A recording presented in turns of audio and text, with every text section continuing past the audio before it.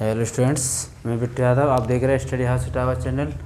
नवोदय के लगभग हमने पहले फर्स्ट ईयर में सिलेबस करा दिया था, उसका जो सिलेबस से कंटेंट था वही बता दिया था। जो आज हम टॉपिक कराने जा रहे हैं नवोदय का जो सिलेबस के आधारित जो फर्स्ट चैप्टर हमारा है श्रृंखला सीरीज। तो देखते हैं सीरीज में किस आधारित क्वेश्चन पूछे जाते हैं, कैसे रखे जाते हैं, तो उन क्वेश्चनों को हम करेंगे। तो जैसे हमारी ये घड़ी है, तो घड़ी को हम क्या करते हैं कि लेफ्ट राइट वही अपना दायाँ बायाँ ऐसा हम करते। तो जैसे हमारा ये शायद दक्षिणावर्त, तो ये बामावर्त हो गया दक्षिणावर्त, और ये बामावर्त, और ये हिस्सा दाएँ हो गया, ये बाएँ हो गया। अब क्वेश्चंस कैसे पूछे जाते हैं, जैसे हमने ये बना लिया एक घड़ी का मतलब ये मिड पॉइंट बनाया। अब जैसे पूछेगा वो क्वेश्चन में क्या रखेगा, एक हमें अगर आकार दे देगा घड़ी के टाइप से और पूछ देगा अगर ये बताओ ए से लेकर बी के बीच में कितना कोण एंगल्स होगा या कितना कोण होगा। तो हम क्या बताएंगे, देखो ये हमारा ए है, ये हमारा बी है, तो ए के बी के बीच में कितना हो गया 45 अंश, हमारा क्या हो गया कोण। इसी तरीके से एग्जाम क्वेश्चंस को देखो, ये तो अभी हम किसकी दिशा में चल रहे हैं, ये घड़ी की दिशा में चल रहे हैं। किसी दिशा में, घड़ी की दिशा में चल रहे हैं, घड़ी दिशा में। तभी अगर ऐसे क्वेश्चन पूछता है क्योंकि 45 अब बी से पूछ रहा है। इसी तरीके से हमें पूछ दे अगर ए से लेकर सी तक के बीच में कितना एंगल है, ए से सी, तो क्या हम फाइंड करें, ए से देखो यहाँ तक सी, तो ये 45 होगा, ये होगा कितना हो गया 90 डिग्री। अब इसी तरीके से पूछ सकता है ए से लेकर डी तक बताओ, तो ए से अगर डी हम फाइंड करेंगे तो क्या निकलेगा, देखो 45 और ये 90, तो ये कितना हो गया टोटल 135। इसी तरीके से वो पूछेगा ए से लेकर ई तक बताओ हमें, ए से ई तक अगर हम निकालेंगे तो क्या निकलेगा हमारा, देखो 45 ही हो गया, 45 ये, तो ये 90 हो गया 135। अगर इसे जोड़ेंगे तो कितना निकलेगा, ये 5 180। इसी आधार पर क्वेश्चनों को पूछेगा। अगर जैसे कि घड़ी की दिशा पूछ रहा है क्योंकि क्रम से चल रहा है ए बी सी डी ई। आप जैसे ए पूछ देगा अगर ए से लेकर एच के बीच में बताओ, तो हम कैसे निकालेंगे, जैसे ए से लेकर पूरा एच तक। आप देखो यहाँ पर रीजन क्या होता है, ए से लेकर एच तक अगर निकालेंगे तो 1 2 3 4 5 6 7 एंगल से बन रहे, तो हमारा कितना बन जाएगा, लगभग करेंगे 5 और ये बन जाएगा 7 4 28 31। इस तरीके से हमने क्या, देखो क्वेश्चनों को हम देखते चलेंगे। ए से लेकर वो एच तक पूछ रहा है, क्यों घड़ी की दिशा में पूछ रहा है, तो घड़ी की दिशा में पूछ रहा है तो हम सीधी घड़ी की दिशा में चलेंगे। ए से लेकर एच तक 315 हो गया। अगर यही क्वेश्चन को पूछ देता है, क्वेश्चन को चेंज कर दे,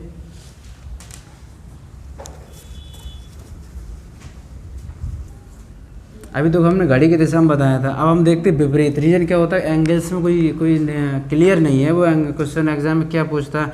अब वो यही पूछ दे कि हमें एंगल्स को ये बताओ ए और एच के बीच में कितना एंगल बन रहा है। वो अगर यही पूछना शुरू कर दे ए और एच के बीच में क्या एंगल बनेगा, तो वो हमारा कुछ नया नहीं है। देखो हम अभी ए से बी तक चले थे तो हमने 45 डिग्री घुमा था, तो ए से अगर हम एच चलेंगे विपरीत दिशा में तो हम कितना 45 डिग्री घूमेंगे। ठीक, तो इसी आधार पे वो क्वेश्चन को रख सकता है। अब जैसे ए से जी पूछ सकता है, जी के बीच में क्या बनेगा, तो ये 45 90 हो गया, तो कितना होगा 90 डिग्री घूमेगा।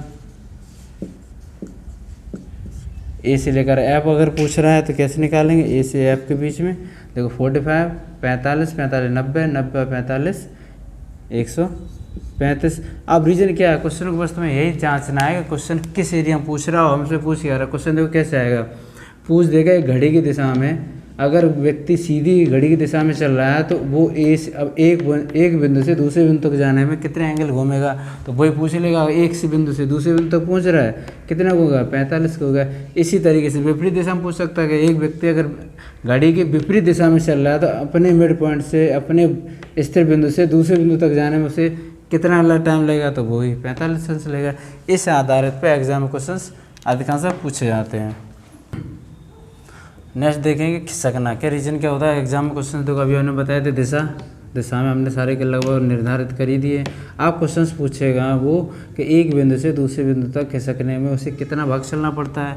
अब ऐसे हम यही देखेंगे, कुछ नया नहीं है। हमने क्या कहा, वही अपने सारे लगभग हमने एंगल्स बना लिए जो 45 एंगल्स के हैं सभी। तो अब हम देखेंगे 45 एंगल्स के। तो अब रीजन क्या, वो हम ये देख कर चलेंगे, वो ए से लेकर बीच तक अगर जैसे पूछता है, ए से लेकर अगर बी तक पूछ रहा है कि कितना खिसक रहा है वो, तो ए से लेकर बी तक 1/2 भुजा खिसकता है। कितना खिसकता है 1/2। रीजन क्या होता है, हालांकि कुछ क्वेश्चन नया नहीं, जैसा अगर देखो ये घड़ी है हमारे पास, अब क्वेश्चन दे देगा, पूछ देगा ए एक बिंदु एक व्यक्ति एक बिंदु से दूसरे बिंदु तक जाने में वो कितने भाग खिसकता है, तो हम क्या बता देंगे 1/2 भाग। तो ए से बी तक जाने में वो कितना खिसकेगा 2 भाग। अब जैसे पूछ देगा ए से लेकर हमें अगर ए से लेकर सी तक, तो ऐसे अगर हम सी तक पूछेंगे तो 1/2 हो और 1/2 तो कितना हो जाएगा 2/2 = 1। तो हम ये देखते चलेंगे क्वेश्चन में पूछ क्या रहा है, इसी आधार पर हम क्वेश्चनों को चेक कर सकते। देखो ए से बी आधा, बी से सी आधा, तो आधा आधा अगर मैड करेंगे तो एक भुजा खिसक रहा है। कहाँ से कहाँ था, ए से लेकर सी तक। इसी आधार पर देख सकते ए से लेकर अगर हम डी तक पूछता है हमें कि ये अब हम घड़ी की दिशा में चल रहे हैं सी में, क्योंकि हमें कुछ changing A B C D. अब जैसे ए से डी पूछ रहा था, आधा ए से बी, बी से सी आधा, सी से डी आधा, तो 3 हिस्से बन जाएंगे हमारे। कितने बन जाएंगे, तो ये लगभग कितना हो जाएगा 1/2 मतलब 1.5 का। तो इस तरीके से हम क्वेश्चनों को चेक कर सकते हैं। वो व्यक्ति से पूछ सकता है कि एंगल्स भी दे सकता है, या हमें कोई चौकोर पाथ भी दे सकता है, या हमें कोई स्क्वायर टाइप का दे दे, पूछ देगा एक बिंदु से दूसरे बिंदु तक जाने में से कितना भुजा खिसकना पड़ता है। तो यही जनरली हम देखेंगे जे हम घड़ी की दिशा में चल रहे हैं। अब हम देखते हैं घड़ी के विपरीत। अब जैसे हमने अभी क्या कहा था, घड़ी की दिशा में चल रहा है A B C D E F G S. अब हम उल्टा चलेंगे घड़ी की विपरीत दिशा, तो वो जनरली काउंटिंग वो है, बस मीनिंग चेंज होता है। अब जैसे यहाँ पूछेगा ए से लेकर एस तक के बीच में बताओ कितनी भुजा खिसक रहा, तो वही पैटर्न अपना पुराना है 1/2 भुजा। तो रीजन क्या है, हम यही क्वेश्चन को बस देखेंगे, क्वेश्चन नया नहीं है, बस लैंग्वेज चेंज हो जाएगा। वो क्वेश्चन में रख देगा एक व्यक्ति एक अगर अपने पाथ से अगर अपने मध्य बिंदु से घड़ी की विपरीत दिशा में अगर जाता है तो एक बिंदु खिसकता है, तो उसे कितनी भुजा खिसक रहा है, तो 1/2 भाग। अब जैसे पूछ देगा ए है, ए से लेकर हमें जी भी पूछ सकता है विपरीत दिशा में, तो हम जी भी निकालेंगे तो कितना निकलेगा 1/2 + 1/2 = 1, 1 भुजा। तो इस आधार पे हम क्वेश्चनों को कर सकते हैं कि एग्जाम में जहाँ तक यही पूछेगा, या तो एंगल्स पूछेगा हमें, या तो भुजा पूछेगा। आप क्वेश्चन कैसे रखेगा, क्वेश्चनों को हम देखो मीन्स बता देते, कुछ एग्जाम्पल 1-2 देते हैं तो कुछ समझ में आ जाएगा। अब इस क्वेश्चन दे रहा है हमें, एक आकृति दे दी, उसने क्या कहा, पहली आकृति में हम देख रहे हैं यहाँ पर एक गोलाकार बना हुआ, दूसरे में यहाँ ट्रायंगल है, तीसरे में 3 ट्रायंगल, यहाँ पे 3 सर्कल दे रहा है। अब रीजन क्या है, सर्कल 3 सर्कल दे रहा है। अब चौथे वाले ऑप्शन में वो ये कह रहा है कि इसमें क्या पैटर्न होगा, तो हम यही देख के चलेंगे। देखो सबसे पहले क्योंकि वो रीजन क्या है, घड़ी की दिशा में चल रहा है। अब कैसे काउंट करेंगे, देखो यहाँ कितना था 1, यहाँ कितने हो गए 3, तो रीजन है कि हम समझ रहे 1 2 है 3 चला हुआ 4, तो घड़ी की दिशा में चल रहा है।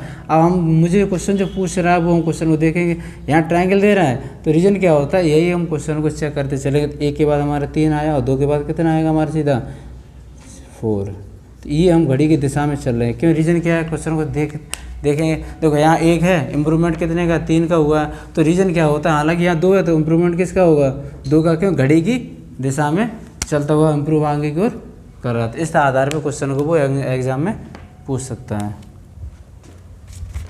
तो आज हमने बेसिक कराया, ठीक, इन क्वेश्चनों को देखें, मतलब लैंग्वेज को चेक करें, क्योंकि कल इससे हम इस आधार पर क्वेश्चंस कराएंगे, अलग अलग टाइप से होंगे, अलग अलग आकृति होंगे, और क्वेश्चन को देखते रहें, पूछने का प्रयास जरूर करें।